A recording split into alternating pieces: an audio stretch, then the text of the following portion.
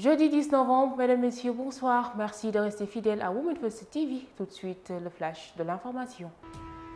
Masculinité positive, la deuxième conférence a réuni hier à Diamniadio des chefs d'État, d'entreprises, des chefs religieux et culturels, des représentants des ONG et de la société civile durant une rencontre présidée par le président de l'Union africaine qui est par ailleurs le président du Sénégal, Macky Sall. Un cadre de promotion de l'engagement des hommes et des garçons à travailler ensemble pour l'autonomisation des femmes. L'objectif de cette rencontre de 2 jours, convenir d'une action politique stratégique pour faciliter la négociation, l'adoption, la ratification, la domestication et la mise en œuvre de la conférence de l'UA pour mettre fin à la violence faite aux femmes et aux filles. Par la même occasion, il compte promouvoir l'équité entre hommes et femmes, surtout dans le milieu professionnel. Pape Alé Niang sous mandat de dépôt arrêté par la sûreté urbaine ce dimanche pour plusieurs délits, notamment divulgation d'informations non rendues publiques par l'autorité compétente et atteinte à la sûreté publique.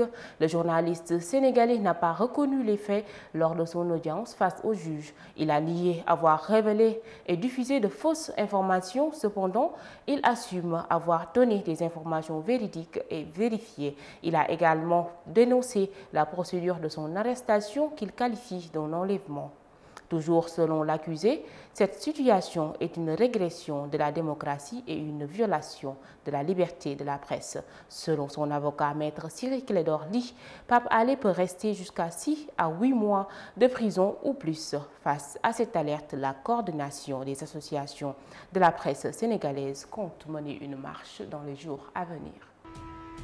Dans l'actualité internationale, COP27, la société civile veut faire entendre la voix des impactés. 375 organisations se sont réunies pour recueillir les demandes des citoyens directement impactés par le changement climatique dans 28 pays africains. L'objectif de cette activité, faire entendre les préoccupations et les besoins des premiers touchés par le dérèglement du climat pour pouvoir mettre en place des solutions concrètes. Selon Sena Aluka, coordinateur de l'initiative et fondateur du mouvement des jeunes volontaires pour l'environnement, des menaces sérieuses planent sur la tête des Africains et des solutions doivent être étudiées et mises en place pour prévenir. Toujours selon lui, il faut que les financements aillent vers la main des porteurs de solutions, en l'occurrence les citoyens.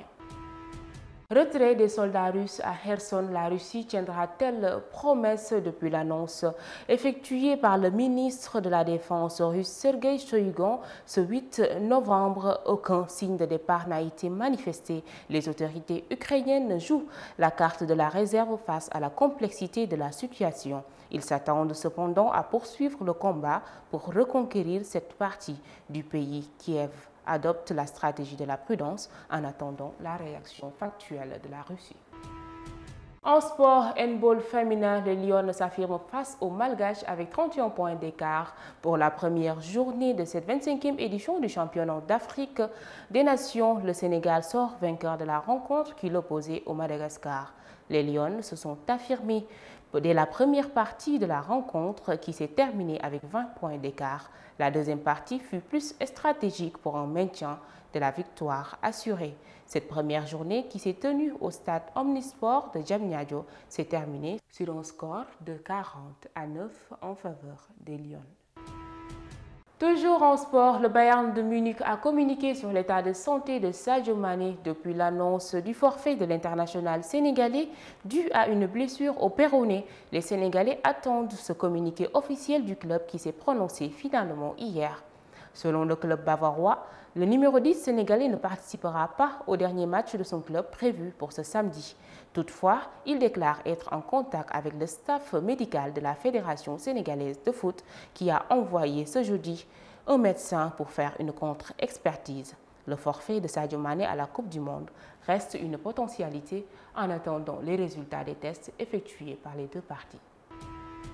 Ceci met un terme à ce rendez-vous de l'information. Merci de l'avoir suivi. Nos programmes continuent sur womanfirsttv.com. Quant à moi, je vous donne rendez-vous demain pour un autre flash. Bonsoir.